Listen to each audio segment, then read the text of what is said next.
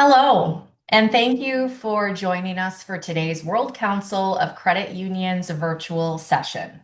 My name is Liz Stanislawski, and I am the Director of Communications at World Council of Credit Unions. Before we get started, please take a moment to select your preferred language using the interpretation button at the bottom of your screen. We have English or Spanish available. Today's conversation will focus on WOCCU's regulatory outlook for the year ahead. From stablecoins to digital assets to anti-money laundering, 2026 is shaping up to be another active year for financial regulation around the world. Each year, WOCCU publishes its global regulatory update to help credit unions and trade associations anticipate emerging issues and better understand the trends that may shape the operating environment in the years ahead. Today's session is designed to bring that report to life through a guided discussion with our advocacy team. And that 2026 Global Regulatory Update is available now by using this QR code. It was just published this morning, so it's hot off the press, ready for you to explore. Now, we're joined today by Paul Andrews, Vice President of International Advocacy, and Aaron O'Hearn from WOCCU's Regulatory Council team. Now, instead of a traditional presentation, this will be a moderated conversation exploring the themes of this year's report, how it was developed, and what it means for credit unions and associations planning for the future. If you do have questions during this discussion, please use the Q&A function at the bottom of your screen. It's not the chat button, but in the More section, if you click those three little dots, you can get to the Q&A. We'll try to get to a few at the end if time allows. Now, this session is being recorded, and it will be available on WOCCU's YouTube channel later this week. With that, let's get started. Good morning, Paul and Aaron. Good morning. Welcome everyone on the call as well. So, to start our conversation, I'd like to start with the bigger picture. Why is it important for credit unions and trade associations to look ahead and plan for emerging issues and new regulatory trends? Well, let me kick off on that one if I could, Liz, because this is something that we grapple with all the time in advocacy, particularly from an international perspective and how it relates to individual countries or individual systems around the world. And every year there are new things that are happening, and we very much want to ensure that our members and credit unions worldwide have our latest thinking so that at least it gives them some guideposts in terms of starting to look through what's happening around the world. Now, this year, I would say in particular, and maybe we say this every year because circumstances are so unique every year, but this year is so interesting because, as you'll see in the report, our overall premise is that for 2026, geopolitics is really going to dominate in the credit union movement around the world. And not only in the credit union movement, but I think in many other areas as well. And I would say financial services, probably more broadly than that. And we watch very carefully what's happening around the world because we look at impacts that regulations and directives and things of that nature that are happening in other countries impact other systems around the world. And I'm thinking particularly of Europe. Europe is often very much out front on a number of issues. And I think about artificial intelligence. I mean, they've come out in Europe with an Artificial Intelligence Act, the first of its kind. And we know, based on our analysis, that that will have impacts in systems around the world. For anybody that has European clients or works with Europe in any way, you don't have to be based in Europe as long as you're touched by it in some ways.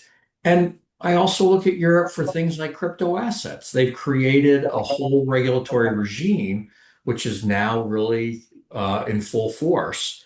Other systems around the world are looking at that because cryptocurrencies, stablecoins, et cetera, are really becoming such an important part of the ecosystem in financial services. And we think 2026 is going to really be a watershed year in how these types of instruments are regulated and overseen. And we want our members to be and credit unions generally be aware of these things so that when it does hit home, they're not caught unaware. And that's really why we think it's important because so much is happening so quickly. And with the geopolitical sets of overlays we have these days, things change very, very quickly. And we want to be aware of what's happening. And I might just jump in there. Well, Paul said that so well. I think anytime you have a big shift like we saw in the last year or so, it's really important to be thinking through and understanding what are those shifts, what are those changing dynamics. And, you'll hear us speak about this or use this word quite a bit on the advocacy team when we talk about the proactive nature of advocacy and policy making. And I think looking ahead is really one way, and everything that Paul just described really goes into that looking ahead and some of the shifts that we're seeing. And that really is critical to staying proactive in your advocacy and policy making approach and to really prepare and understand what's coming. So, really great to have this opportunity to kind of share with folks what we're seeing on the international stage. Great. And as part of this effort to help the global credit union sector anticipate what's ahead, you both contributed to this 2026 global regulatory update. What goes into creating the report? What sources of information do you rely on when identifying the issues to watch? Yeah, I might start us off here, and thanks for the question because we want everyone to feel confident and know where the information came from as we were putting this together. And you said it well, Liz. It is a true team effort over here on the WOCCU's advocacy team as we put our heads together to really look at what's rising to the top. But that information came from the full year of 2025 and the work that we did within the advocacy approach that we took for the global credit union movement. So that involved a lot of different sources of information to kind of form our opinion of where were these shifts happening, what could we see coming ahead. So for a couple of examples, we are talking to international standard setters. We're listening to what they're saying. We're having these dialogues about what's ahead. We're looking at their work plans that they set out for what's ahead for the year, what they're focused on. We're also looking at the geopolitical trends that are going on from across the globe in many different countries. And we're also bringing together the information we're learning from all of our members. So we're having these individual conversations with our members about what regulatory changes are happening, what geopolitical changes, what political changes are happening in their individual countries, and kind of bringing that together from a global perspective. One further example I'd highlight that really helps form some of these opinions, just to share some of the interactions that we're having. We do have a European network of credit unions, and each year in the fall, we're in Brussels with representatives from credit unions across Europe to talk to some of those EU leaders in terms of what they're changing and what they're thinking in the regulatory and political space. And then beyond that, this last year, we also brought along a few additional representatives from the global credit union community and met with international standard setters in both London and Paris.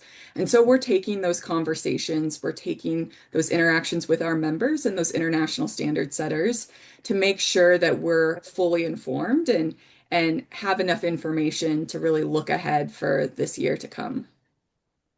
And it's such an interesting point, Aaron, that you raise about talking to these international standard setting bodies. And it's something that we take great pride in, having the opportunity to do that. But I can imagine many people on the call today are thinking, well, why are you talking to people in Paris? How does Paris have anything to do with my credit union in my country or in my jurisdiction, in my city, in my town, in my village? And the reason we do that is because what happens in Paris, which is where the Financial Action Task Force is based, and that's the global body that sets standards for anti-money laundering. And what starts in Paris then cascades down through various different countries. And the standard setter within a particular country takes the recommendations coming out of Paris and essentially localizes them.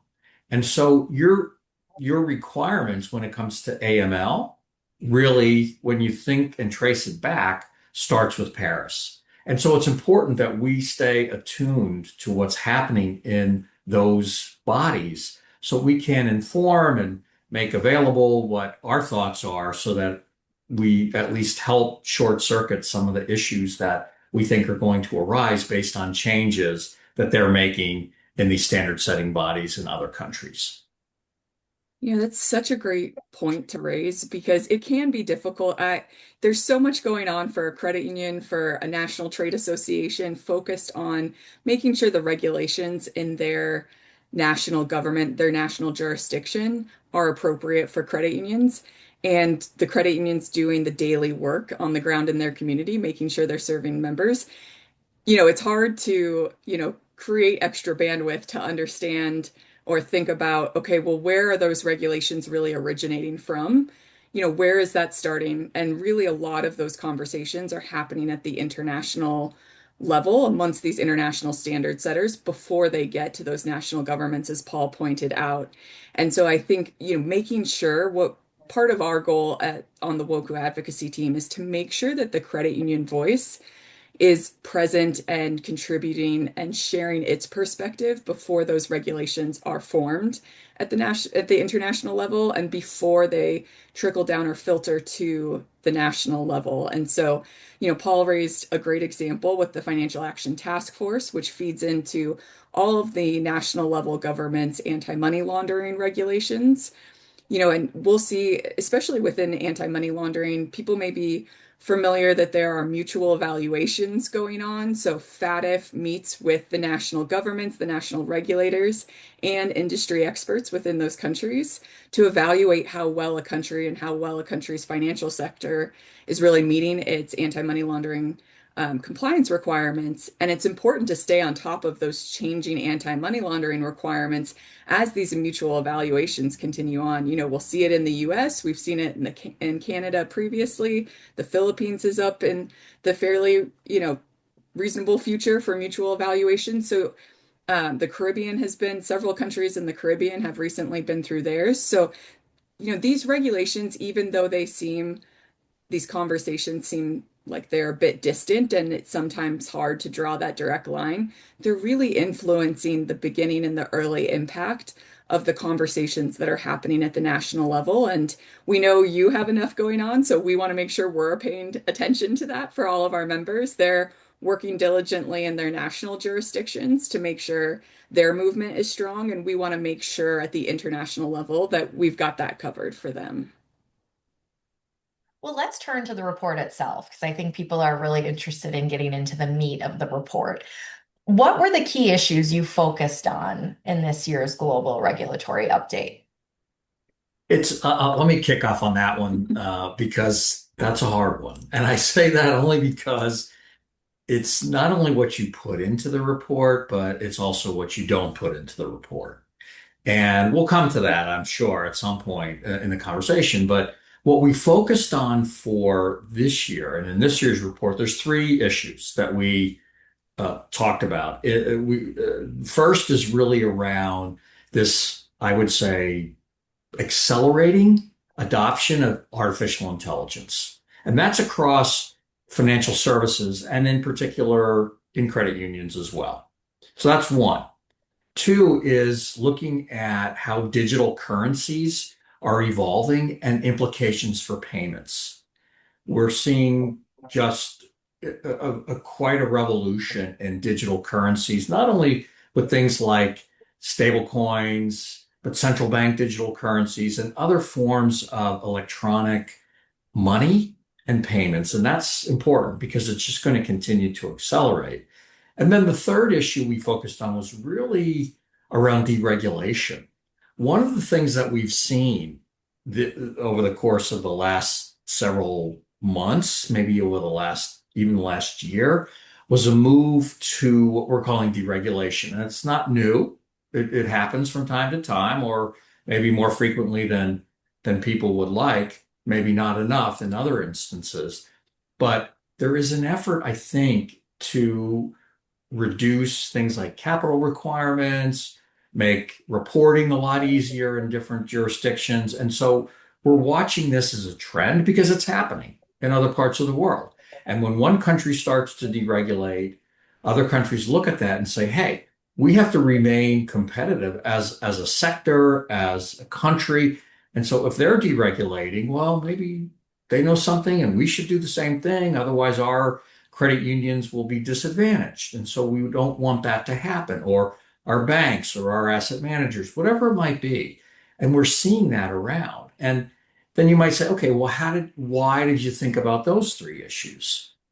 Like, how did you pick those? And AI to us was somewhat of an easy one, in part because we wrote a white paper on artificial intelligence towards the end of last year. Now, our focus was on the ethics of it and how credit unions are using artificial intelligence in an ethical way. But what we think for 26 is that we are moving from what I would call experimentation with AI to accountability. And I really do think that credit unions, I don't think can treat AI as something that's purely technology or purely a future issue. It's here and now. And it's I think going to be a core compliance issue, a risk management tool, and in all likelihood, really a strategic imperative. And that's one of the reasons we're watching that. Then when I think about digital currencies, it's as Aaron mentioned, we were in Europe last year talking to the European Banking Authority and a few others, and it's clear to me that the digital euro is coming. And I don't think it's a matter of if, it's a matter of when. And once I think that domino falls, we will start to see more serious attention being paid in other major jurisdictions around the world. And I would note, and we put in the report, that some countries already have digital currencies at the central bank level. And watching what those are, how they're developing for lessons learned so that we can share that when we learn things for the credit union movement around the world. So those are the three issues and a little bit of color as to why we picked those. But it's always challenging to pick limited number of issues. But we did our best. Well, and really to illustrate Paul's point there, which I think was an important one in terms of the geopolitical dynamics and how that contributes then to deregulation or stricter regulation. Certainly we're not out there involved in politics, but you have to understand the relationship that elections can have between the regulatory, initiatives of a government and their regulators. And in 2024 and 2025, over 50% of the global population participated in a national level election. And that has not happened in a very long time. That's very rare that that much of the global population is contributing or participating in large national elections. And from those elections, everyone was kind of waiting to see what would happen globally. There were a lot of political shifts in terms of the outcome of those elections. And you can see kind of the regulatory result of some of those elections. And so, as you think about deregulation, you can, as Paul mentioned, it can shift between in some periods of time, it's a highly regulated, everyone is looking at how do we regulate more. Often that comes from following a financial crisis or other paths, and then you can see a shift sometimes during deregulation. And sometimes that happens all at once globally. Sometimes a few countries head that way and influence others to follow suit because they want to make sure there's a competitiveness around their regulatory frameworks. And so when you look at that, that's an interesting background to have in terms of the other topics Paul mentioned. AI during this period of deregulation initiatives, central bank digital currencies, some of those areas don't necessarily lend to deregulation as new emerging areas, but it's kind of in this backdrop. And so we want to make sure that we're watching that carefully to see what comes next and to be out front talking about how these emerging issues impact credit unions. So that as they're forming those policies, they're thinking about the credit union perspective and the credit union information that we've shared all along before they get to the point where things are formalized or finalized. I think you can see that too with the central bank digital currencies. The European credit unions have done a nice job of sharing the benefits and challenges that come from it. The EU one's a little bit different from earlier central bank digital currencies that we've seen because it's a bit more on the mandatory side where you expect a higher adoption rate and you expect a higher focus on interoperability. And that has, real life consequences for credit unions. And so they're out there making sure that they're talking about it, which provides an opportunity as other governments in other parts of the world are looking at their central bank digital currency to say, why were these adjustments made? Because the credit unions needed those adjustments. And so having those conversations around what are the deposit limits if that central bank's going to decide to have a digital wallet, what does that mean for deposits for credit unions? What's the cost of implementing this? What's the implementation timeline? These are important questions for national governments to be considering when you have important institutions like credit unions really trying to make sure that their members are served well. And so as we look at some of these issues, making sure that there's information available in terms of that impact on credit unions as we sort of, look ahead to, I'd say geopolitical dynamics are shifting probably a bit faster than they have in, the last 5 years. And so making sure that the regulatory conversations, that we know come from some of those shifts, are front and center for credit unions. Great. And thinking beyond what made it into the final report, I know this is tough to decide. Like, what else did you consider? What other developments are you watching at the global level? And then maybe talk about why, the three topics you selected were the primary areas you wanted to highlight this year over maybe some of the other things you considered.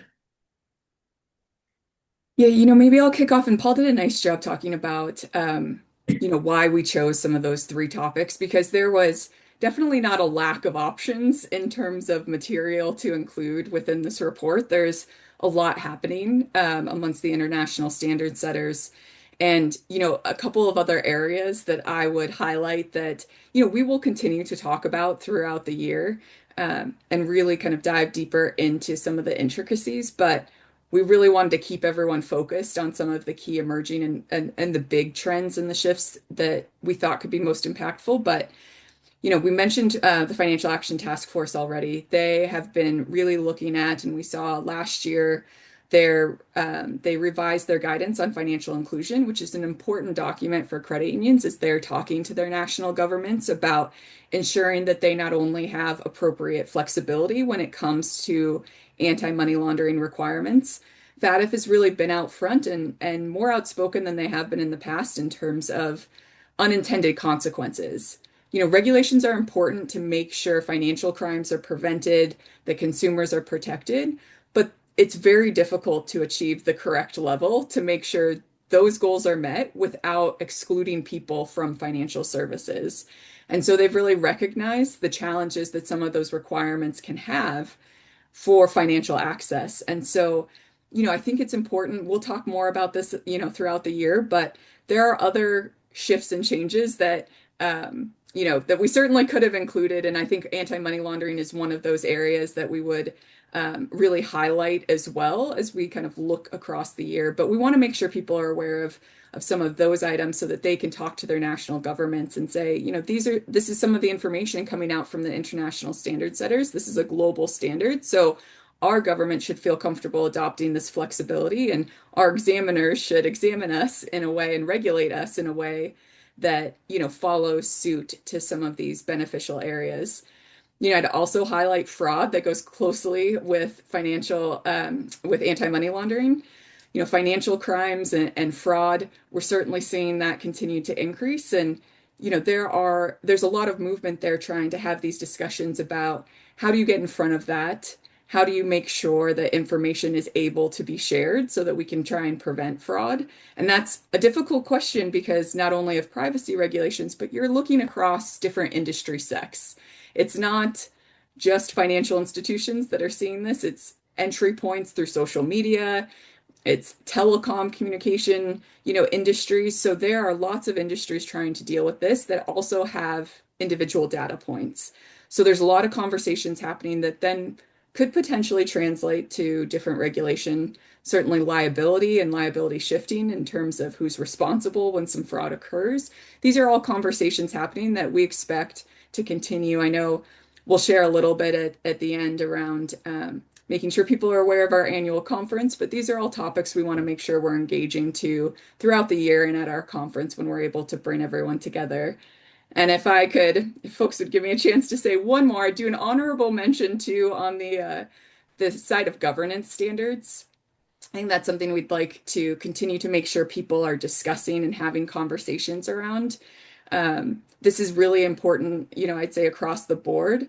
We recently participated in a regulators conference put on by WOCCU, our regional member in Asia, who really did a great job bringing together regulators and Federation, Trade Association, and credit union leaders to have, important regulatory discussions, but governance and good governance practices really came up. And given the unique nature of credit unions in our model, I think there's no finish line on any of this, but certainly not on good governance standards and continuing to look at, how do we make sure that that's recognized within the credit union movement.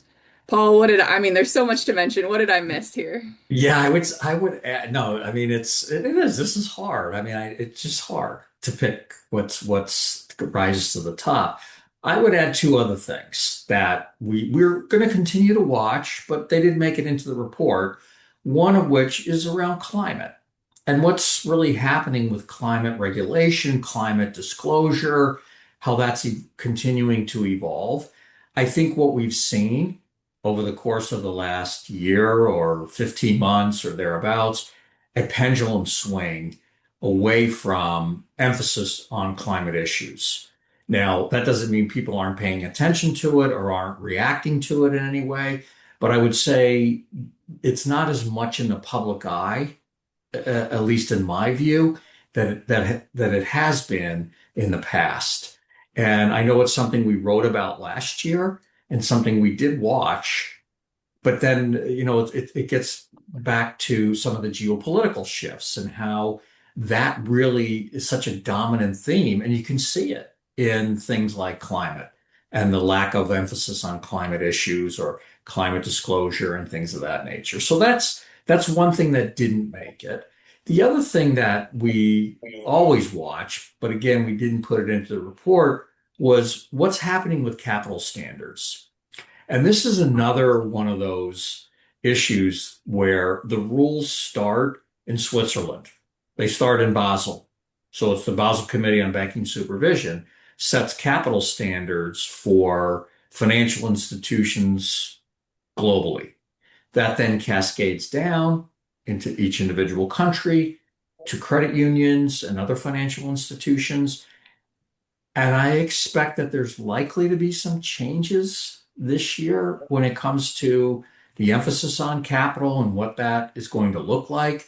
You're seeing some moves in the US to decrease capital requirements. And then that gets back to something I said a little bit earlier, that if the US is doing something to deregulate or not deregulate, but reduce requirements, it's likely that other countries will say, hey, we can't let the US institutions be competitively, have a competitive advantage over our institutions. And so you're likely to see that. And then the question is, where does it end? Because what you do not want to have is a race to the bottom. And that's something we're always concerned about because we know in talking to members and the leagues and others around the world and the other institutions, regulation is important. It's not like credit unions don't want to be regulated at all. I mean, that's not their mantra. Their mantra is really, let's make it proportionate to the risk profile that we present. And capital is a big issue when it comes to the credit union movement and the proportionality. And we're there to try to ensure that that argument doesn't get lost in this environment that we find ourselves in. So that's just those are two other issues that aren't in the report, but we continue to watch them for sure. So, how did you narrow it down to the topics in the report itself? And was this a lot of discussion going back and forth? How did you decide these are the main ones we want to highlight? Yeah, I mean, I think it's one of those things where we did our own sort of research and horizon scanning and just reading and talking to people. We talked to our advisory committees, clearly our board. We talked to our board, of course. We have different committees and ad hoc groups that we speak with. And what we end up doing oftentimes is we'll present ideas to certain groups and individuals and say, does this make sense? Do you think we're missing anything? And that kind of thing. And then maybe we'll make adjustments or we'll do some nuances or we'll focus on another issue that we hadn't quite thought of. And so it's through a lot of discussion and conversations, going to conferences and listening to what other systems are going through. And then from all of that, it's sort of an amalgam. I mean, it's more art than science. But that's sort of the judgment calls that come in terms of listening to what other people are telling us, doing our own research, coming up with straw proposals with certain perspectives on things, and then deciding, okay, this is where we think we should focus for the year. Never easy, but I will say it is fun, if I could put it that way, but it's certainly something that we just have to evolve and try to continue to get better Aaron, did you have as much fun as Paul did? I at. mean, absolutely. I mean, when is it? It's always fun to talk about regulations and, predicting regulations. So, of course, we had fun. Was there a little bit of, fighting or heated discussion in terms of what makes it into the report? Of course, but, we're all friends at the end of the day. And so, no, it's a really collaborative process. And I think interestingly, our process I think reflects the credit union movement. We are maybe not as large in size as other parts of the financial sector. I know I say this a lot, but we're a really critical part, and I think we make up in size sometimes compared to the large international cross-border banks by our level of collaboration, by our mission. And so I think that as we look ahead to other thought leadership opportunities, to other documents and resources that we can provide our members, it is a continuing collaborative effort because that is where our strength is to make sure that we are working together to get to the best possible result.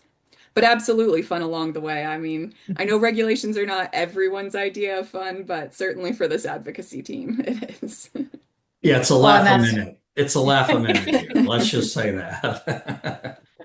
very entertaining, I'm sure. Well, we do know that the regulatory outlook is something that WOCCU produces every year, which gives us a chance to look both forward and back. So, looking back at last year's global regulatory update, how accurate did your outlook turn out to be? I mean, were there any surprises or developments that played out differently than you expected? Yeah, that's a great question. And that was another piece, that we probably didn't mention as we're thinking about, the 2026 report and as we were putting it together. I think it's always important to look back and say, you know, was that report accurate? Did it, and if not, did it, why not? What was accurately reflected, what changed, throughout the course of the year? Because it's a really challenging thing to predict and um gain insight into all the different twists and turns that can happen throughout a year.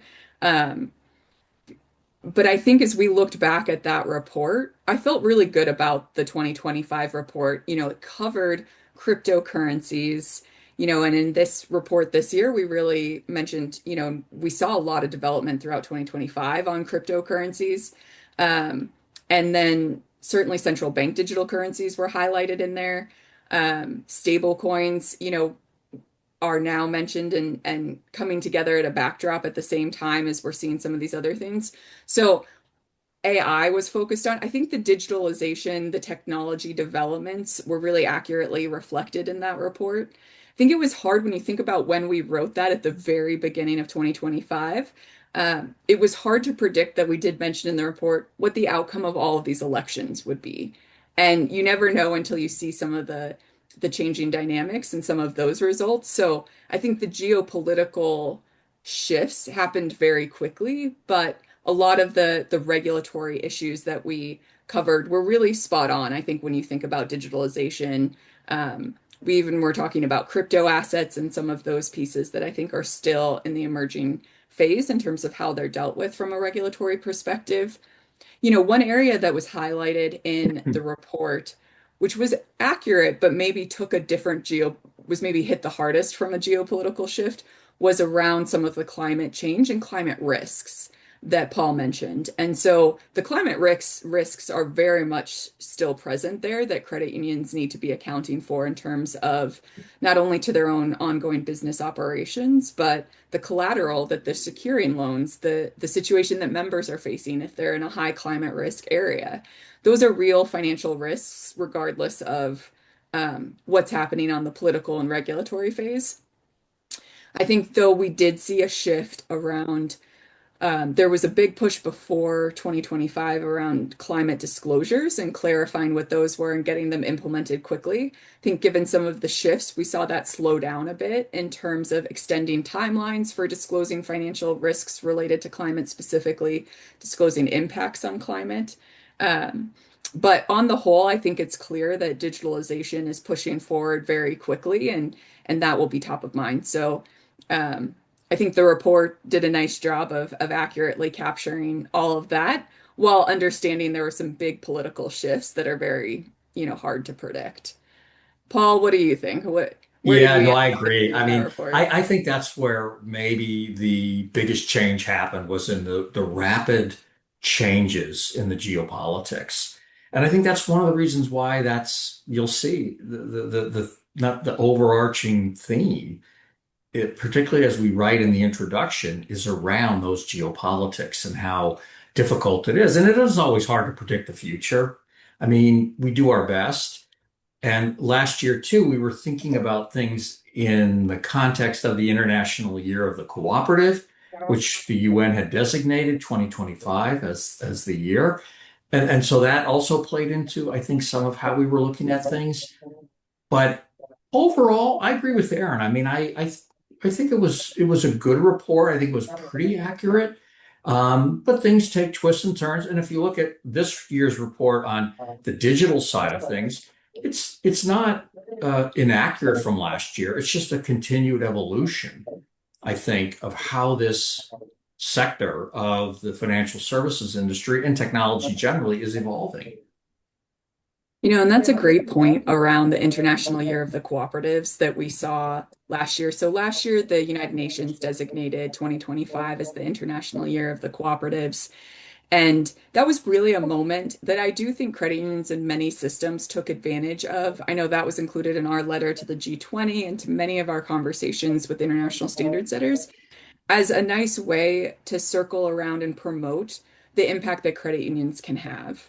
And I think that really was a nice galvanizing point and touch point for credit unions to interact with their political leaders, with their regulatory bodies to make sure that that awareness increased. And so that was the theme of last year's. And I think because that, before that had not happened since I think 2012, if I'm correct, from the UN, where that was really highlighted as their year. And so I think as we're continuing to talk about larger advocacy strategies as a global movement, those sorts of touch points are important to make sure that we're continuing to raise the awareness. I think sometimes that's half the battle, right? With regulators that are changing over and new political leaders coming into power to make sure that the cooperative and the credit union message, the financial cooperative message, is properly shared and that education continues with them time and time again, because you have to keep that process going to make sure they understand why we're asking for proportional regulations or adjustments and flexibility within the regulations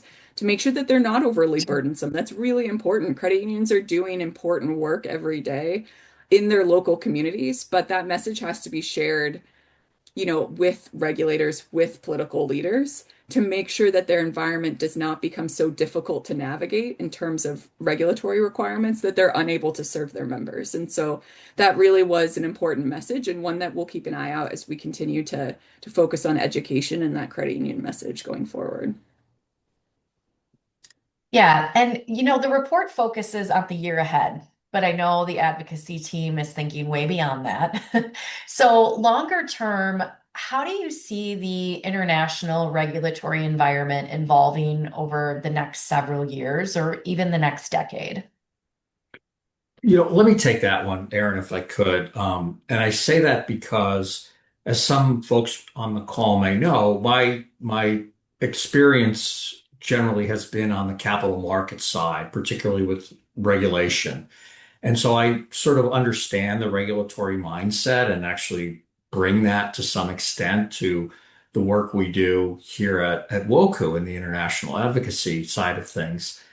And I think what I would see evolving even more is a facility in technology. I think the regulatory community is tech savvy, but I think the community generally has to become even more tech savvy.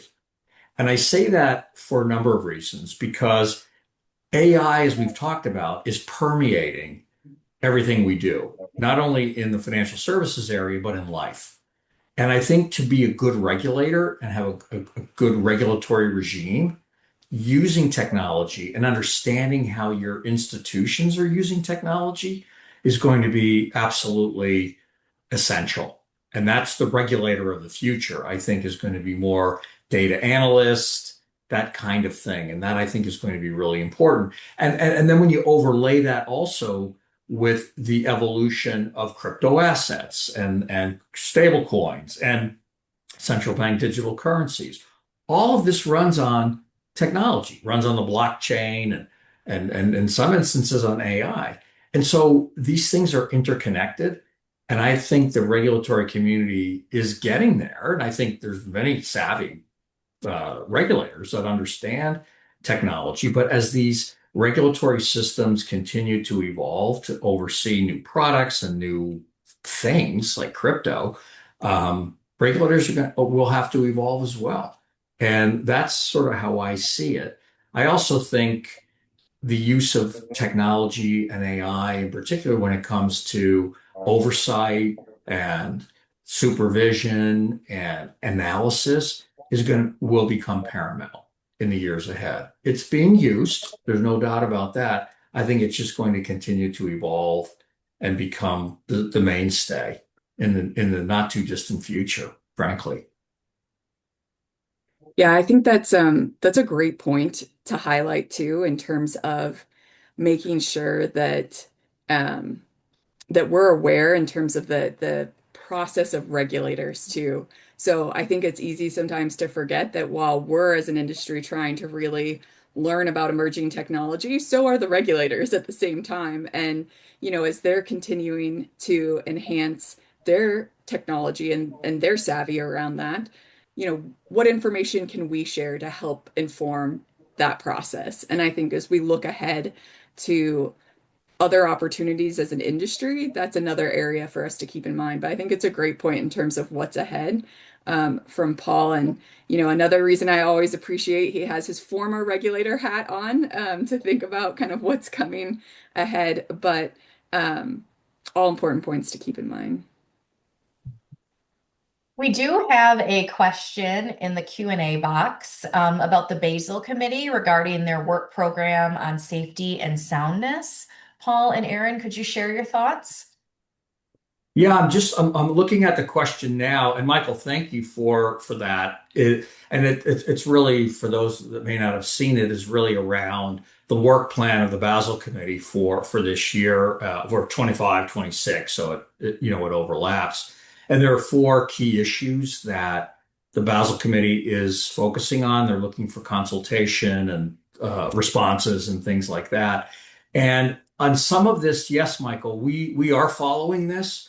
I don't know that we'll necessarily comment on everything. I think we're going to have to assess the most important, just given the scope of that consultation document. I mean, by all means, what we want to be careful is that Basel continues to ensure the implementation of the Basel Accords, that credit unions are exempt, and we have to ensure that that doesn't change. So that's front and center for sure. I do think that on digitalization and liquidity, those kinds of issues are very important for us and for credit unions more generally, of course. And so we will look at that, and I think we'll probably do something with respect to that consultation, because there is, I think, a great deal that we have to be concerned about and make sure that credit unions are as their voice is heard as much as possible, so that it doesn't get lost in the shuffle with the big banks and the multi national institutions, which credit unions aren't. Yeah. Well, and I think it's a great question too to highlight their work program. Um, and I think this is one of those areas where we are really mindful of making sure that we are taking into account the work programs of and the plans for the year from those international standard setters to make sure that we are having those conversations and everything that Paul just highlighted and that the question highlighted. I think is such an important, all of those topics are being discussed. And so how we continue to engage from a credit union movement, I think will continue to evolve, but certainly top of mind as each of those international standard setters and such an important one continue to put out those work programs. So please continue if there's any other questions to put them in the Q&A. We'll get to them as they're posted. But in the meantime, Paul and Aaron, let's talk about how credit unions and credit union associations can use this report to support their own advocacy efforts and planning for the upcoming year. Thanks. Yeah, maybe I'll tackle that one first and let Paul jump in. I think this is an important point where credit unions are thinking about as they're creating their own advocacy strategy for their national jurisdictions, that they're able to take the opportunity to include thoughts and approaches that are happening on the international level. So I hope people will, we showed the QR code at the beginning, it's available on our website. As Liz, as you said at the beginning, hot off the presses. So it's out there this morning in potentially evening, depending on what time zone you're coming in, but it is out on the website now. And I hope people will take the opportunity to download and read that to give a sense of, some of the dynamics happening at the international level. And then I hope they're able to use those to incorporate into their planning for advocacy at the national level. Now, it can take a little bit of time sometimes for those conversations that are happening at the international level to really become prevalent at the national level, but you're able to share information to provide education to regulators and political leaders early on in that process on some of these key topics. So even if you don't feel like this conversation is prevalent right now in your jurisdiction, I hope they take that information and say, maybe we can educate early, maybe we can be out front on talking to our regulators about this. And if those conversations are happening and if it's already part of your advocacy strategy, I hope one question that people ask while they're developing that strategy or if they're tackling a specific regulatory or advocacy issue in their national jurisdiction is there support or is there an example in the credit union movement of others doing it well in another jurisdiction that we can learn from? So it's not only the international standard setters, it is the other jurisdictions at a national level. Maybe it's your neighboring jurisdiction in a country that's near yours. Maybe it's across the globe. I don't know that there's one perfect regulatory system that really hit that balance perfectly between protecting consumers and preventing bad actors, but not over-regulating credit unions. But there are lots of great examples and specific issues in different systems. And so as these issues emerge, I hope you're thinking, is this a conversation that's happening at the international level that we should be prepared for? So we want to educate early on Or is this an issue that maybe we think might be done well in another country, that we could take that example and their learnings and their data to share with our own regulators? So as they're thinking about their own internal advocacy plan as a credit union movement in their own jurisdiction, I'd really encourage everyone to think broadly about that as well in terms of what's happening in the rest of the credit union movement. Yeah, that's such a good point, I think, Aaron. And I think, too, one of the reasons we do this report is to make the movement aware just generally. So it's just awareness that there is movements around the world there are movements around the world in certain issues that may not be hitting your jurisdiction today, but could be there tomorrow or the next day. And just understanding what they are so that when they do happen, if they do happen, you're not caught unaware. And I think so it's also educational too, and awareness. Great. Thank you both so much. It doesn't look like we have more questions in the chat. So to wrap it up, I'd just like to ask you what else our members can look forward to from the WOCCU advocacy team this year. Wow, that's a bit of a loaded question, but let me give it a let me give it a go. Um, we are really emphasizing in many ways in international advocacy our thought leadership opportunities, and we started that effort last year. And as we mentioned, we published a couple of white papers, one on ethics and AI, one on alternative means of identification.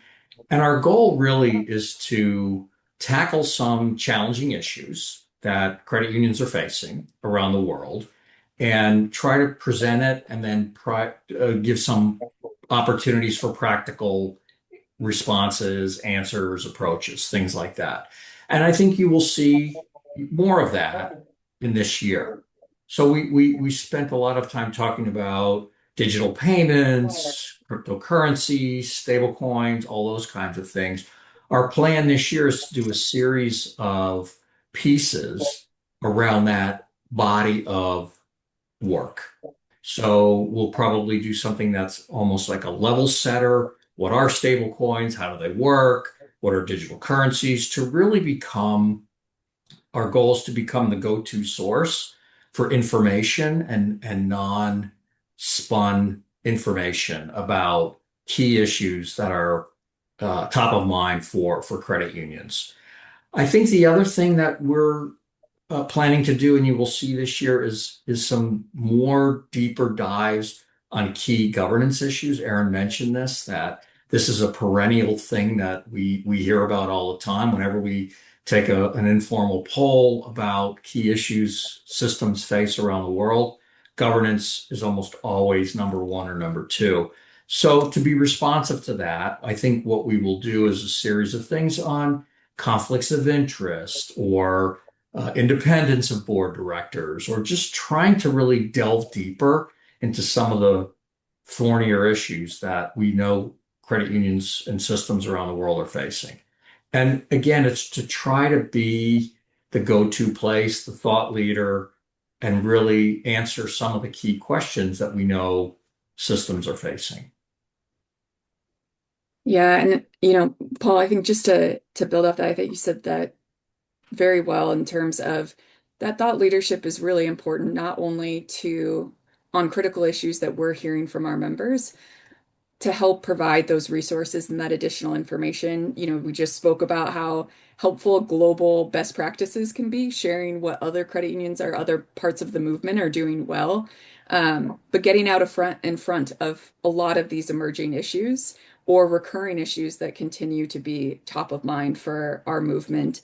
And so I think that piece of it, making sure that those pieces and those resources are really valuable to the members and what we're hearing from them and what we're seeing on the horizon ourselves, making sure that we're staying out front and scanning those. We know that our members don't have the time to do that. That's what we're here for, to make sure that we're doing that and putting our heads together and staying out front on those issues.